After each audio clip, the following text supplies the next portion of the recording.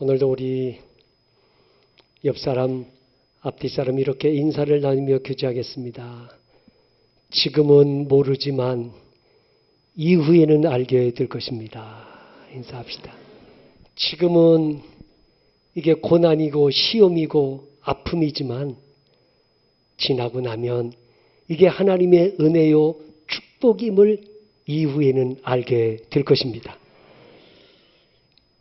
북한에서 사시다가 탈북을 해가지고 중국으로 갔다가 중국에서 다시 태국으로 갔다가 태국에서 한국으로 넘어오신 분이 있습니다. 이분이 가명을 쓰셨는데 박한나라고 하는 분이에요. 목사님이신데 이 박한나라고 하는 이 목사님은 그 유명한 김익두 목사님의 손주 며느리입니다.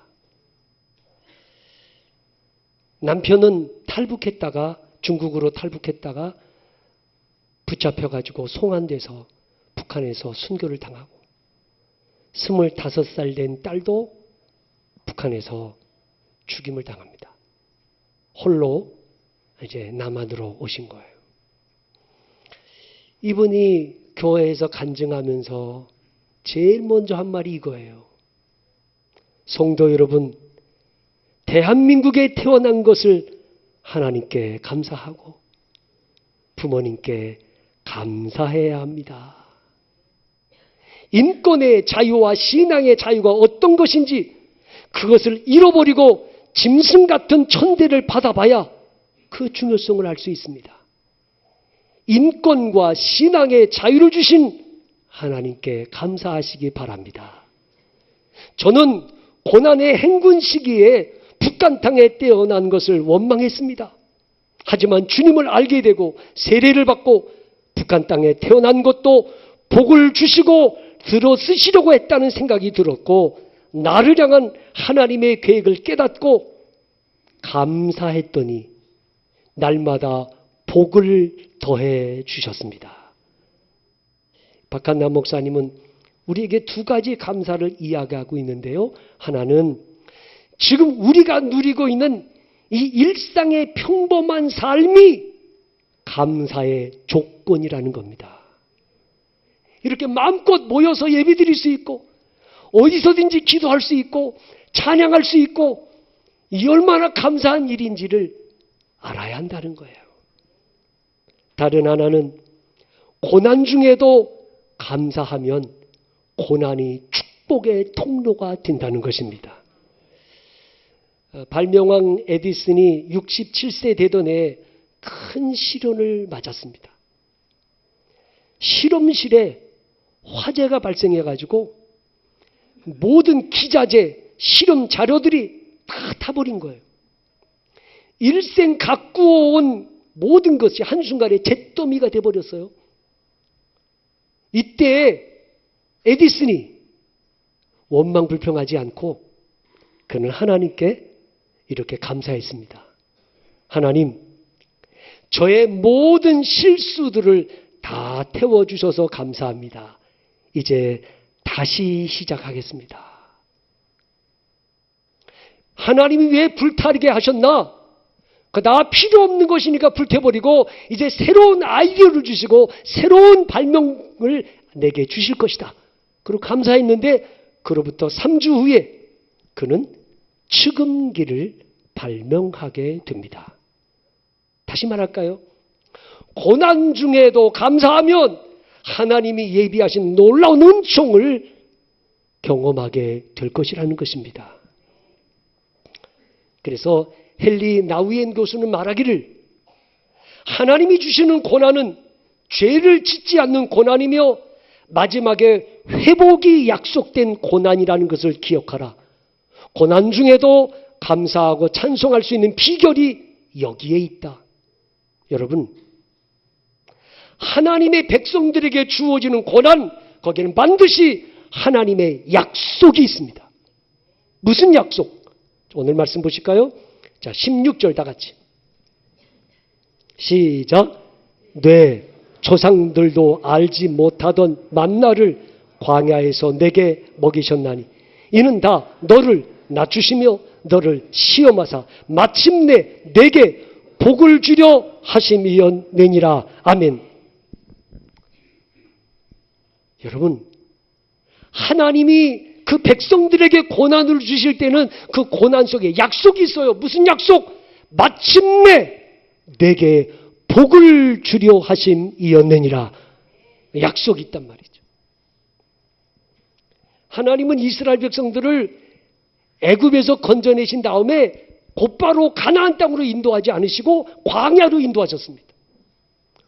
왜 하나님이 이스라엘 백성들을 광야로 인도하셨을까요? 광야가 어떤 곳입니까? 오늘 말씀 15절을 먼저 보시기 바랍니다. 15절 시작. 너를 인도하여 그 광대하고 위험한 광야 곧 불뱀과 전갈이 있고 물이 없는 간조한 땅을 지나게 하셨으며 또 너를 위하여 단단한 반석에서 물을 내셨으며. 아멘. 여러분, 광야는 위험이 도사리고 있는 곳입니다. 광야는 목마름이 있는 곳입니다. 광야는 사람이 살 수 없는 척박한 땅입니다. 하나님께서 이스라엘 백성들을 이 위험하고 척박한 땅 광야로 인도하신 이유가 뭐예요? 너를 낮추시며 이스라엘 백성들로 하여금 이 광야의 고난을 체험하게 하신 이유 중에 하나가 뭐예요? 그들을 겸손하게 만드시기 위함이었습니다. 여러분, 만약에 고난이 없다면 인생은 교만해서 기고만장했을 거예요. 하나님이 우리 인생에 고난을 주시는 이유가 뭡니까? 겸손하라고. 눈을 들어 하나님을 바라보라고. 그래서 고난을 주시는 거 아닙니까? 나는 고난 없이 살아가는 사람을 복되다고 말하지 않습니다. 어찌 보면 고난이 많은 사람일수록 하나님 앞에 더 많은 복을 받은 사람일 수도 있어요. 왜? 고난을 통해서 깎여서 더 겸손한 사람이 되기 때문이죠. 여러분의 인생에 고난이 많다면 하나님이 그만큼 여러분들을 사랑하시고 여러분들을 연단하시고 훈련해서 하나님이 더 크게 쓰시려고 하는 목적이 있음을 잊지 마셔야 합니다. 하나님께서 사도 바울에게 육체의 가시를 주셨잖아요. 질병을 주셨잖아요. 왜 주셨습니까? 겸손하라고. 근데 사도 바울은 하나님이 자기에게 육체의 가시를 주신 이 질병을 주신 목적을 몰랐어요. 그래서 하나님께 이렇게 기도했잖아요. 하나님, 내 병 고쳐주세요. 이 병 좀 없애주세요. 근데 하나님이 뭐라고 말씀하셨어요? 내 은혜가 내게 족하도다. 이는 내 능력이 약한 데서 온전하여 짐이라. 여러분 생각해 보세요. 만약에 사도 바울에게 이런 육체의 가시가 없었다면 사도 바울이 얼마나 교만했을까요?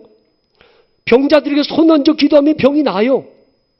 사도 바울에게 있는 손수건만 갖다가 병자에게 얹어도 병이 나요. 그러면 사도 바울은 자기가 예수님이 된 것처럼 얼마나 교만했겠어요. 그런데 자기 몸에 있는 병도 내가 못 고쳐. 내 병도 못 고치는 주제에 누구 병을 고치겠는가?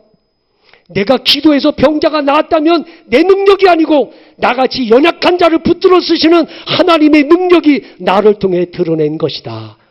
이걸 깨달은 거야. 그래서 바울이 육체의 가시를 통해서 깨달은 게 뭐냐면 내가 약한 그때 곧 강함이니라. 겸손이 능력이라는 걸 깨달은 거예요. 여러분 그걸 하셔야 돼. 나는 아무것도 할 수 없습니다. 내가 이 모든 일을 했다면 그건 내가 한 게 아니고 나를 붙드시는 하나님이 나를 통해 그 일을 하신 것뿐입니다. 하나님은 겸손한 사람을 통해서 오늘도 일하신다는 걸 아셔야 해요. 고린도후서 1장 8절로 9절에 이런 말씀이 있어요.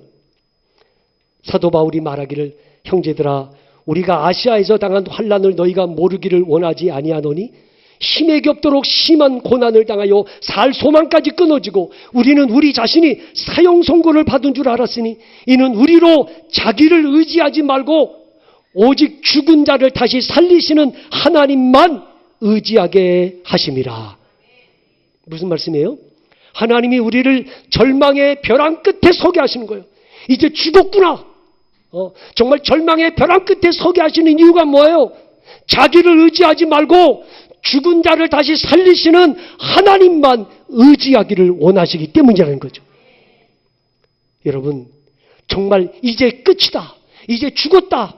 이제 앞이 캄캄하고 한치 앞도 보이지 않는 절망의 벼랑 끝에 섰을 때 그때 절망하고 좌절할 게 아니고 그때가 바로 내 모든 걸 포기하고 전능하신 하나님을 바라볼 시간임을 아셔야 합니다.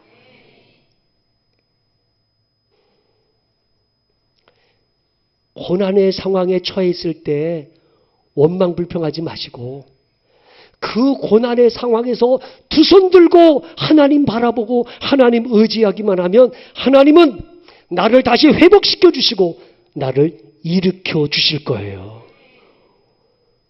혹시 이 아침에 말 못할 고민거리, 어려움 중에 있는 성도들이 있다면 누구 때문이라고 원망하는 생각 다 내려놓으시고 내 아집, 내 교만, 내 자존심 내려놓고 하나님 앞에 아버지, 고난을 통해서 나를 겸손하게 만들어주시니 감사합니다. 그리고 감사하기만 한다면 하나님은 고난의 먹구름이 거치게 하시고 희망의 빗줄기가 비춰지게 만들어주실 겁니다. 겸손하기만 하면. 하나님은 고난을 통해서 원하시는 목적이 뭐예요? 나를 겸손하게 만드시려고 하는 거예요. 사람은 자기가 겸손하다는 걸 몰라. 자기가 겸손한 줄 알지만 사실은 굉장히 교만한 거야. 남들이 보면 교만한데 나는 겸손한 거야. 예? 스스로 나는 겸손해. 이렇게 생각하는데 남들이 보면 굉장히 교만하거든. 저도 그런 것 같아요. 나는 내가 겸손한 줄 알았어. 그런데 가만히 보면 얼마나 교만한지 몰라요. 제가 언제 그걸 느끼냐? 제가 늘 이런 얘기 했거든요. 29년 동안 제가 이제 목회를 했는데 내년 30주년인데 제가 거의 30년 목회하면서 교인들 앞에서 내가 막 혈기 부리고 뭐 화낸 적은 별로 없잖아. 그래서 나는 내가 30년 동안 그래도 교인들한테 화낸 적 별로 없어. 거의 없어. 나 온유하고 겸손한 사람이야. 라고 생각했는데 우리 집사람한테는 이렇게 화를 잘 내는 거야. 아니 교인들 앞에서는 내가 화도 안 내고 아주 온유한 줄 알고 겸손한 줄 알았는데 근데 우리 집사람한테는 또 내가 화를 잘 내는 걸 보면서 이게 내 겸손한 게 아니구나. 아주 위장된 교만이 내 속에 감추어져 있구나. 이런 생각이 들었어요. 그래서 이제 우리 집사람한테도 절대로 화를 안 내려고 다짐하고 우리 집사람이 저한테 그랬어요. 여보 다시 한번 나한테 화내면 나 교회 옮길 거예요. 그러더라고요.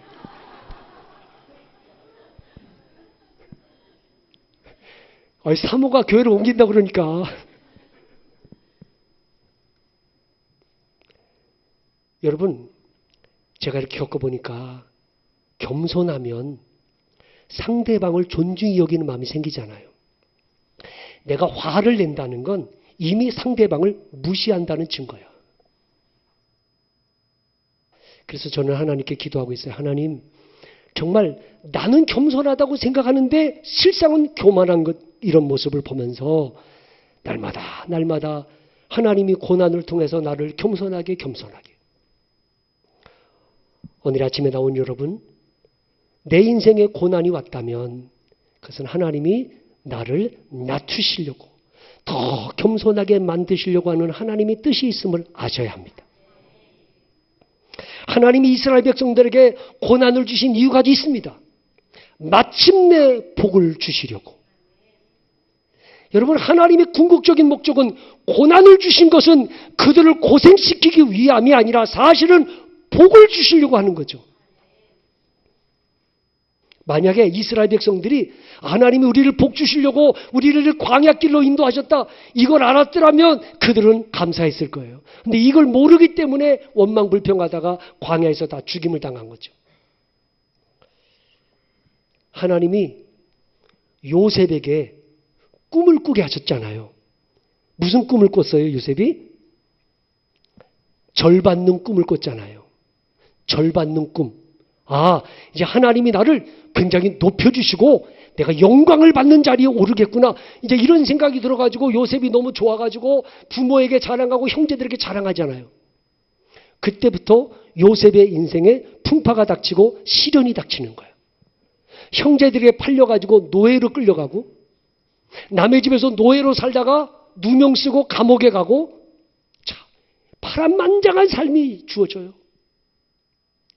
꿈과는 정말 정반대의 삶이 펼쳐져요. 그런데도 요셉은 그렇게 하나님이 나에게 꿈을 꾸게 하셨고 높은 자리에 올라서 절 받는 사람이 되게 할 거라고 했는데, 그러나 그의 인생은 날마다 고난과 연단과 시험과 절망과 비천한 자리까지 내려가. 그러나 요셉은 원망하거나 신세 한탄하거나 하나님을 향해 불평하지 않습니다. 뭘 보면 알아요? 요셉은요, 그런 고난 중에도 그 마음에 하나님의 뜻을 확신히 붙잡고 감사하면서 견뎌요. 그 증거가 있어요. 창세기 39장 2절에 여호와께서 요셉과 함께 하심으로 그가 형통한 자가 되어 그의 주인 애굽 사람의 집에 있으니. 하나님이 요셉과 함께 하셨습니다. 왜요? 원망 불평했다면 하나님은 요셉과 함께 하지 않았을 거예요. 그러나 그런 어려움 속에서도 요셉은 감사하면서 최선을 다할 때 하나님은 요셉과 함께 하셨습니다. 창세기 39장 21절에 보니까 여호와께서 요셉과 함께 하시고 그에게 인자를 더하사 간수장에게 은혜를 받게 하시며, 감옥에 가서도 원망 불평하지 않았어요. 그 감옥 속에 가서도 그는 하나님께 감사하면서 최선을 다합니다. 그러니까 하나님이 요셉과 함께 하셨던 거죠. 그 결과 마침내 하나님이 요셉을 들어 애굽의 국무총리 되게 하시고 야곱의 70명의 가족들을 흉년 중에도 굶주리지 않도록 요셉을 통해서 하나님이 먹이시고 돌보시게 만들어 주셨어요. 이걸 아셔야 돼요. 하나님이 요셉의 인생에 그렇게 노예로 전락하고 감옥 생활까지 가고 그런 어려움을 겪게 하신 목적이 뭐예요? 마침내 복을 주시려고. 사랑하는 여러분, 지금은 모르지만 지금 내가 겪고 있는 이 고난을 통해서 머지않아 하나님이 내게 복을 주실 걸 믿고 고난 중에도 감사하는 사람이 되시기를 바랍니다. 왜 나를 하나님이 이렇게 힘들게 하시나? 왜 하나님이 내 인생에 이렇게 어려움을 많이 주시나? 원망하고 불평하지 마시고 이 고난 마침내 내게 복을 주시려는 하나님의 목적이 있음을 믿고 감사하는 거예요. 그러면 하나님께서 이스라엘 백성들에게 주시려고 했던 복이 뭡니까? 복. 마침내 복을 주시려고 했는데 그 복이 뭐예요? 물론 젖과 꿀이 흐르는 가나안 땅에 들어가게 하는 것이지만 근본적인 더 중요한 게 있어요. 하나님이 이스라엘 백성들에게 주시려고 했던 복은 이거예요. 신명기 8장 2절 3절을 보시기 바랍니다. 2절 3절 다 같이 시작. 내 하나님 여호와께서 이 40년 동안에 내게 광야 길을 걷게 하신 것을 기억하라. 이는 너를 낮추시며 너를 시험하사 내 마음이 어떠한지 그 명령을 지키는지 지키지 않는지 알려 하심이라.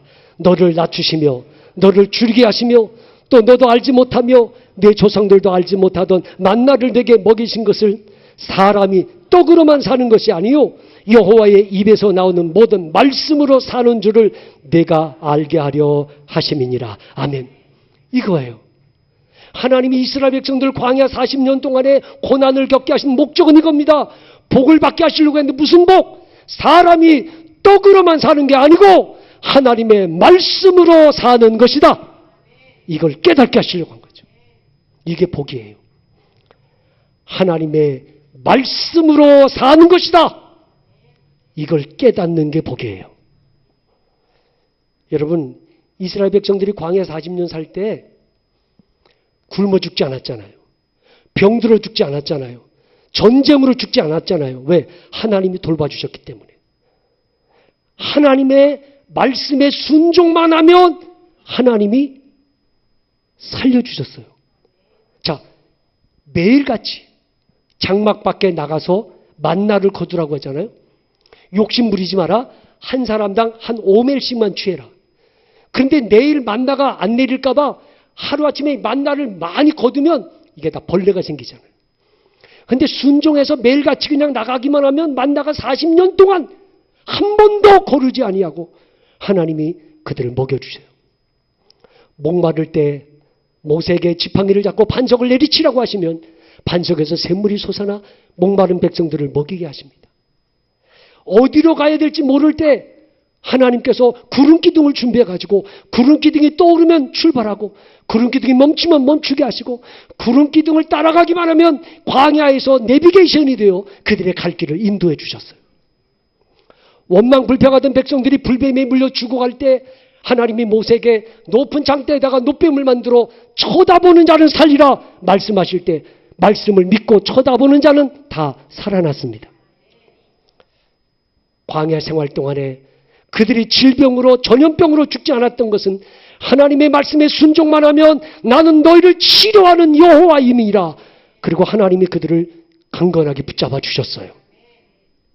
여러분, 광야 40년 동안에 하나님이 이스라엘 백성들에게 주시려고 했던 핵심 메시지는 이거예요. 말씀 내에 순종하면 살리라. 너희가 가나안 땅에 들어가서도 하나님의 말씀대로 살면 너희는 복 있는 삶을 살게 될 거다. 고난이 왜 복입니까? 고난은 우리를 겸손하게 만들어주고 고난은 말씀에 순종하게 만들어줘요. 시편 119편 67절 말씀에 고난당하기 전에는 내가 그릇 행하였더니 이제는 주의 말씀을 지키나이다. 베드로가 밤새 한 마리 고기도 못 잡았잖아요. 낭패와 실패를 한 베드로에게 주님이 말씀하십니다. 깊은 데로 가서 그물을 내려 고기를 잡으라. 그때 베드로가 순종해서 그물을 내렸더니 심이 많이 잡혀가지고 그물이 찢어질 정도로 많이 잡혔어요. 만약에 전날에 베드로가 고기를 그물 가득히 잡았다면 베드로는 주님의 말씀에 순종하지 않았을 것입니다. 실패했기 때문에 고난을 맛보았기 때문에 그가 주의 말씀에 순종하게 된 거죠. 고난이 복인 것은 고난을 통해서 나를 겸손하게 나로 순종의 사람이 되게 만들어주기 때문입니다. 여러분, 지금 고난 중에 계십니까? 무조건 감사하셔야 됩니다. 아버지 감사합니다. 겸손하게 해주셔서 감사합니다. 말씀 앞에 순종하게 해주셔서 감사합니다. 여러분, 우리가 고난의 학교에 입학하면 배우는 과목이 두 과목이야. 겸손과 순종. 그래서 고난의 학교에 입학을 해가지고 우리는 겸손을 배워야 되고 순종을 배우기만 하면 마침내 축복이라고 하는 졸업장을 손에 쥐게 되는 거예요. 하나님은 아무에게나 복을 주시는 게 아니야. 하나님은 복 주실 때 반드시 고난의 보자기에 싸서 주신다는 걸 아셔야 돼. 고난의 보자기를 풀어보면 그 안에 축복의 선물이 담겨져 있어. 겉모습만 보고 불평하지 마세요. 고난이라고 하는 보자기만 보고 겁에 질리지 마세요. 그 고난의 보자기 속에 하나님의 축복이 담겨져 있어요. 이 아침에 나온 여러분, 우리 다시 한번 고난 중에도 감사하는 사람이 됩시다. 병들어도 감사하고 경제적으로 어렵고 이런저런 복잡한 인생의 문제들이 나를 힘들게 할 때라도 하나님께 감사하면서 겸손하게 만들어주셔서 감사합니다. 말씀에 순종하는 사람이 되게 해주셔서 감사합니다. 감사하기만 하면 하나님이 내 인생 역전시켜 주시고 회복시켜 주시는 거예요. 원망하는 인생은 고꾸라지지만 감사하는 인생은 다시 일어서게 될 것입니다. 얼마 남지 않은 2018년도 우리의 삶에서 절대로 원망하지 맙시다. 누구 때문이라고 탓하지 맙시다. 이 모든 것이 하나님의 섭리요 경륜이요 하나님의 뜻이 있음을 믿고 감사하면서 일어서는 회복되는 축복을 누리기를 주님의 이름으로 축원합니다. 기도하겠습니다.